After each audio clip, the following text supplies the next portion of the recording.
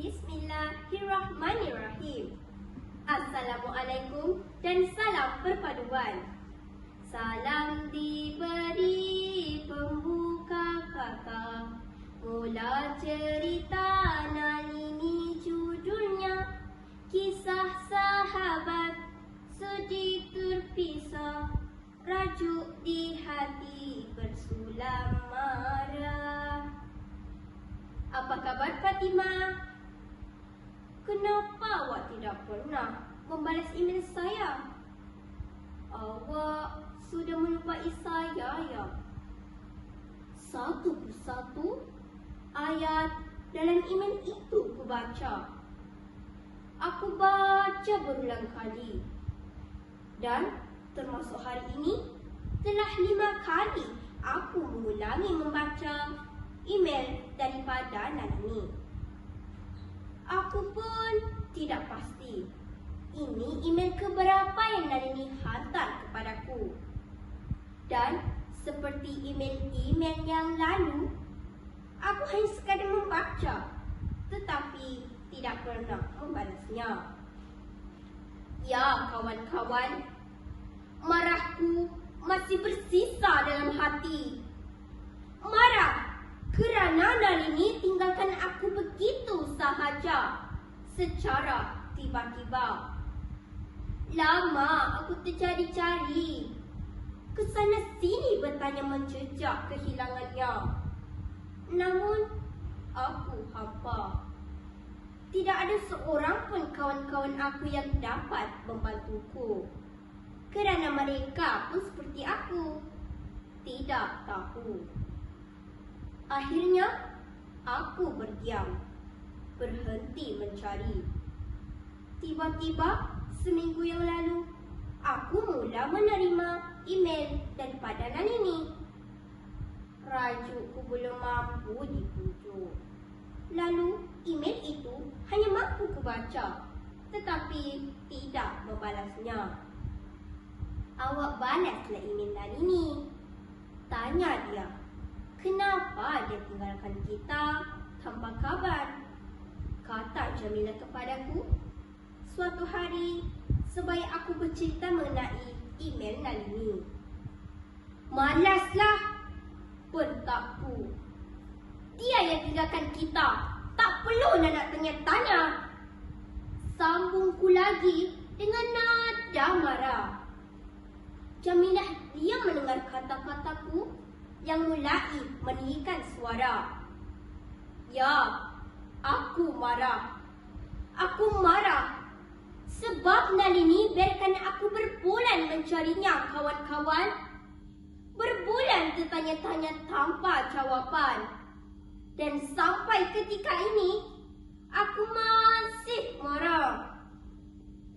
Hari ini, sekali lagi email Nalini singgah dalam peti emailku. Kali ini, email Nalini lebih panjang berbanding biasa.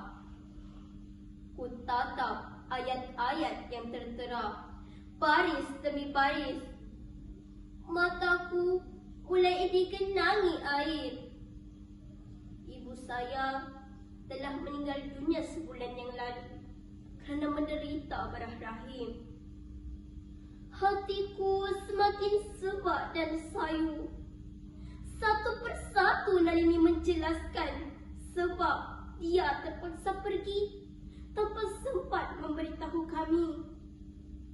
Rupa-rupanya selama ini ibu dan ayahnya merahsiakan penderitaan ibunya daripada pengetahuan Nalini. Nalini dipindahkan ke Kuala Lumpur kerana ibunya memerlukan rawatan intensif di Hospital Kuala Lumpur.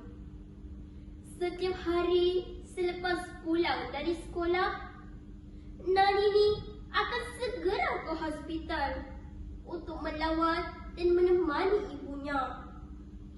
Disebabkan itu, Nalini tidak berkesempatan untuk menghubungi kami. Saya rindukan kamu semua, tapi saya tidak berkesempatan untuk meluahkannya. Harap awak dan kawan-kawan Nalini, aku berbisik sendiri dengan sayung. Air mataku makin laju membasahi pipi. Kesalnya aku kerana marahkan Nalini. Sedihnya aku kerana tidak mampu berada di sisi Nalini ketika dia memerlukan kami. Ya Allah, kawan seperti apa aku ini? Keluhku penuh kesal. Kawan-kawan, Nalini ini sahabat kami yang sangat baik. Dialah yang selalu menenangkan kami ketika bertelaga. Dialah yang selalu ada ketika salah seorang daripada kami memerlukan sesuatu. Nalini yang pemurah, yang baik hati. Walaupun kami berbeza kaum dan agama, tetapi dia sentiasa menghormati kami. Kata cikgu, Nalini ini lambang masyarakat Malaysia, pejuang kecil perpaduan. Semua guru menyukainya. Nalini yang sentiasa ada untuk kami. Tapi kami tiada saat dia memerlukan kami.